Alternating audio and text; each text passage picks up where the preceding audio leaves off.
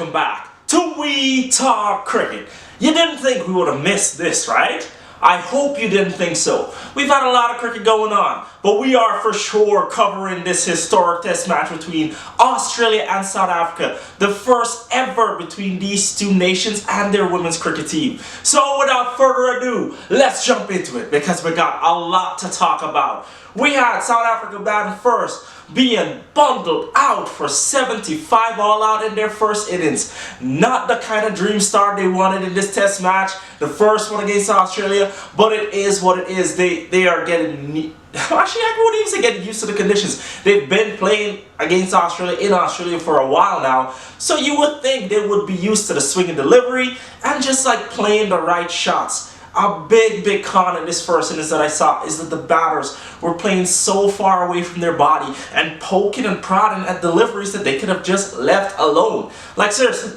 ladies, I know you've been playing this game for a long time. You are representing your nation. That proves to me that you have worked hard and you belong in this arena, okay? Do not give away your wickets so cheaply.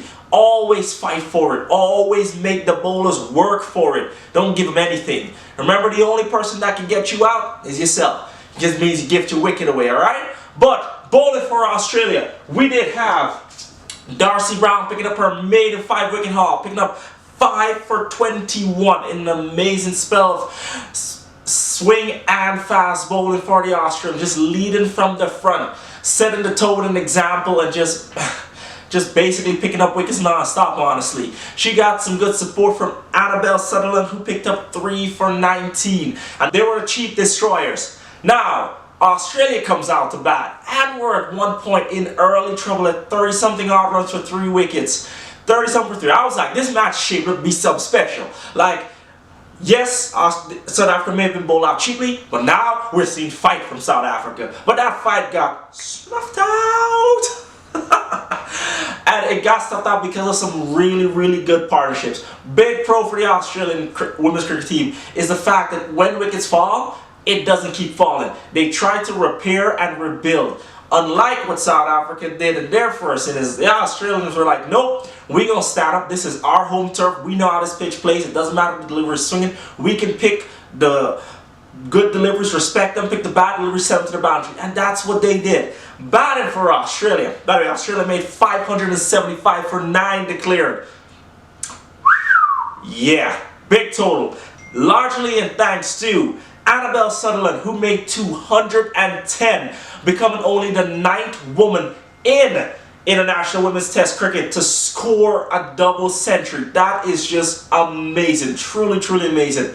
Yes, I will say that it was filled with a lot of boundaries, but that's because the South African bowling, honestly speaking, after the first set of wickets became wide, full, short. You're basically asking to get put to the boundary if you're going to bowl like that. If you want a batter to really respect, you got to pitch the ball in the right areas and make them play. Induce the false strokes. Make the batter think. That is the way you work, okay? It was not to be. Sutherland took him to all parts of the ground. She did receive some good support from Alyssa Healy, who is the captain of this team, who made 99, falling just one short of her first test century in Australia. Wasn't to be, but still a well-played innings from you, Skip.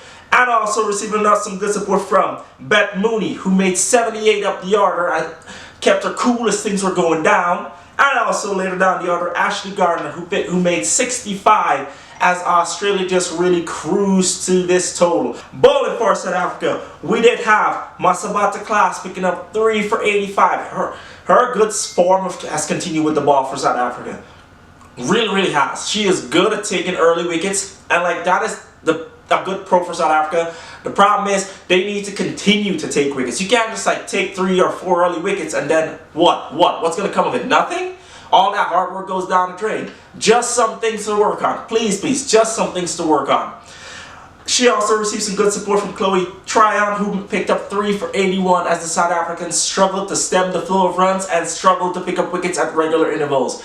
Honestly, it is a good learning experience for them, especially this is the first since they played against Australia. So the longer format of the game is way different than the 50 over format or the T20 format. So just some things to consider going forward. Learning curves to consider. You have to learn how to pick up wickets at key intervals. Learn how to rotate your bowlers, but this is some good advice for a skipper. Learn how to rotate your bowlers better and bring on the right bowlers at the right time. That is really what's going to put doubt in a batter's mind. Okay?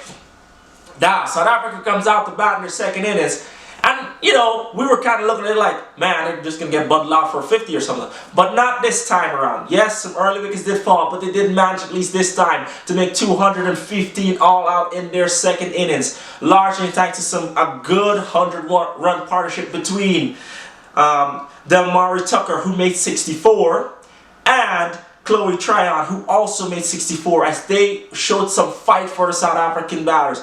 Got to the pitch of the ball, didn't play away from their bodies, didn't poke, didn't prod, actually tried to play good cricket strokes, and they were able to do something and see something happen for them. And that is the good pro you want to see. You learn from your mistake in the first innings. You're like, you know, alright, I am here, we've been playing here for a while, we need to stop playing away from our body, we need to get behind the ball, we need to get to the pitch of the ball. And that is what they did. That's what helped them to really adapt to conditions a lot better. Yes, I know at the end of the day, us, South Africa, didn't win, but it's still a good progress to see that, hey, we are not going to be taken lightly, we're not going to get bowled down for another score below 100, we're going to fight. And that is what you always want to see. You want to see the fight. Now, bowling for Australia, this is like a whole share around. We didn't have Kim Grath, Darcy Brown, Ashley Gardner, and Annabel Sutherland, all picking up 2 wickets each, as Australia were finally able to close out this test match and win by a whopping 200-run margin. I know, look, just listen to me. In this game, especially in the women's games where the ball swings, I don't know why, but the women have an adept, I'm trying to find the right word, they have an adeptness whereby they get the ball to swing a lot more than we see in the men's game. Like, they really get it to move, okay? But in this format where, and in this test arena where Australia are dominant, teams have got to step up and realize, hey, we got to do something to stop them. For South Africa, in this case, it is a good learning opportunity for you. Take it and go. Learn how to improve batting in the sense of, hey, if wickets fall early, we know how to come back and rebuild. We know how to shore up, not just fall down flat and get bowled out. And in bowling, picking up the wickets at key intervals. Honestly, in this test match, Australia didn't do anything wrong. Great feeling, great bowling, great batting. They had a top-notch all-around performance. And when you play it at home and you're feeling the fire, man, what else more would you want from a team, all right? And anyway, let us know your thoughts on how this test match went down. What could South Africa have done differently? And what more could Australia have done that they didn't do? Because, hey, you know we're going to answer. And you know we're always going to talk about it. Where else, everyone? But right here on We Talk Cricket, where you always get a fast perspective of this beautiful game. And I'll catch you next time so we can talk some more. Later.